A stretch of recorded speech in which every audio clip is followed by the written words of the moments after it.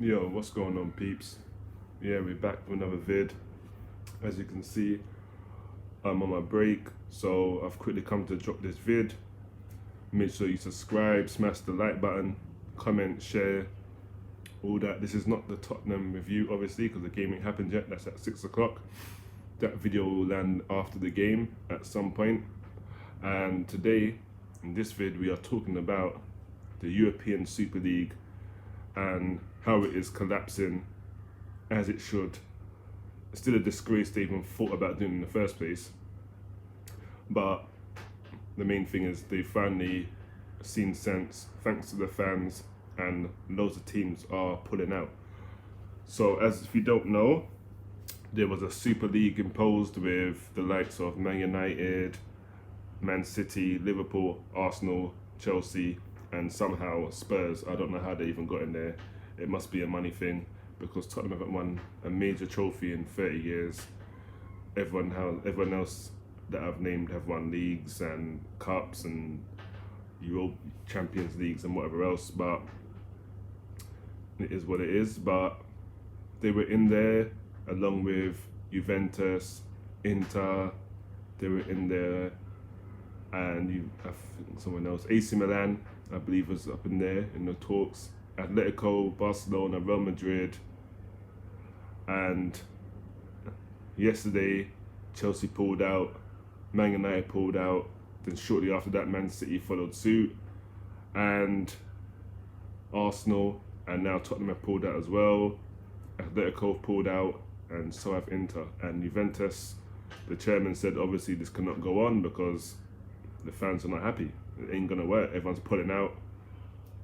It can't happen. Now for me, I don't know how they thought this was a good idea in the first place, because with all due respect, Tottenham shouldn't even be in this so-called Super League. If we're being totally honest, they haven't won anything to warrant a place in this apart from Champions League Champions League final, couple of semi-finals here and there, but they haven't won anything apart from an Audi Cup, and the Audi Cup win doesn't warrant you as a super club in Europe.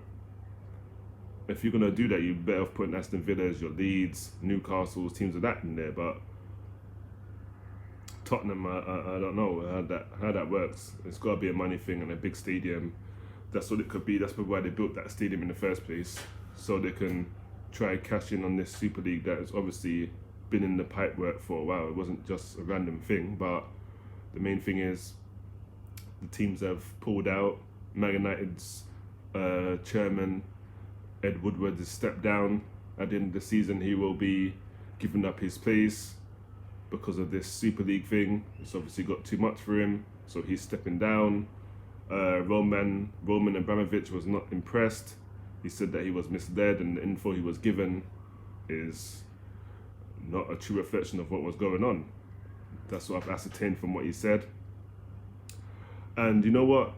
This just shows to these so-called clubs that think fans are just like customers, or we can be replaced.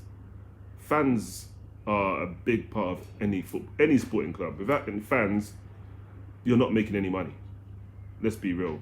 The players don't get paid, you don't get paid, your club just goes bust if the fans are not there to support and fund all your new shirts, all your new training kits and whatever else, and tickets and buying food and whatever else.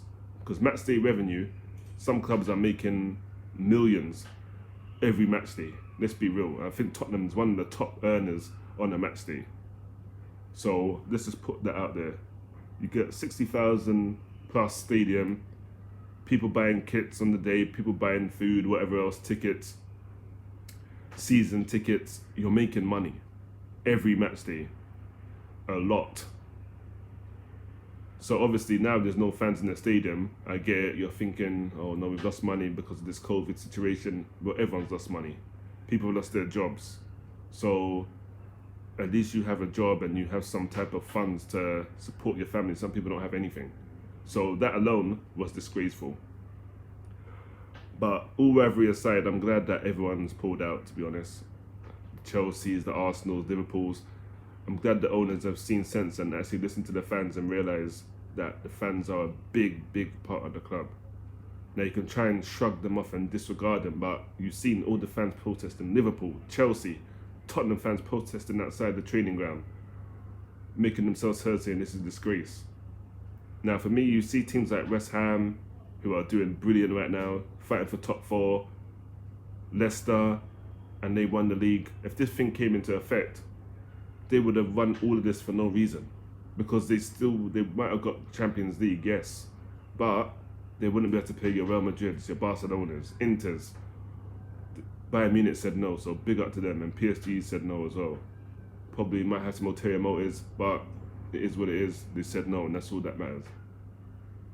So then they wouldn't be able to play those kind of teams.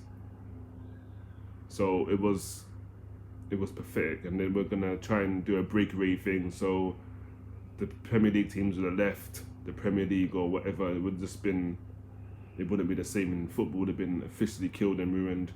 And I'm glad the fans protested. There was no violence, just protest banners, signs, whatever. Nothing crazy. I didn't see no one get arrested. It was all peaceful protesting. So big up to all the fans, Chelsea fans as well, Liverpool, all for doing that. Now, obviously, I remember Klopp saying he was a bit upset that they were doing it at the stadium because it's nothing to do with the players. But end of the day, they need to be heard, and it's at the club where the owner can see. That's his place. So yeah, they have every right to go down there and put up banners and wear T-shirts and what have you. So I'm glad the players don't have to go through all this palaver, because at the end of the day, the players say they didn't know about it, and who are we to argue and say they did? And UEFA and all that were threatening to say you can't play in this Champions League, you can't play in the Europe, you can't play in World Cups, you can't play in this, you can't play for your country again, and all this nonsense. So for me, I'm glad this is sorted, and all these clubs still need to hang their head in shame for even thinking about doing it. Thinking they can just do a cash grab and forget about the fans, like we don't exist. We here, and this is why I don't buy kits every season, or if they drop something new, I'm quickly running out to go buy it, because things like this. Now, obviously, I'm a Tottenham fan, and I've been a Tottenham fan for years, well over 20 years. So, for me, I love this club, and I'm not going to just change, even if we're crap, even if we get relegated, whatever. I would never change my club. But it seems like we love our club, but the club don't love us. That's how it comes across. It's just like a one-way relationship at this point. Like when you're in the relationship with your missus, and you love her, you want it to work, but she don't want to be with you, but you're trying to force it and hang on there. That's what this feels like. But it is what it is. It was really a disgrace that Tottenham even put in there, having won nothing. So that was embarrassing. So I'm glad I don't have to go through that, and I'm glad they've made their mind up and decided to withdraw all the teams involved, even the teams in Spain and Italy that are pulling out. Big up to them as well. Better late than never, I guess. But there will be no Super League.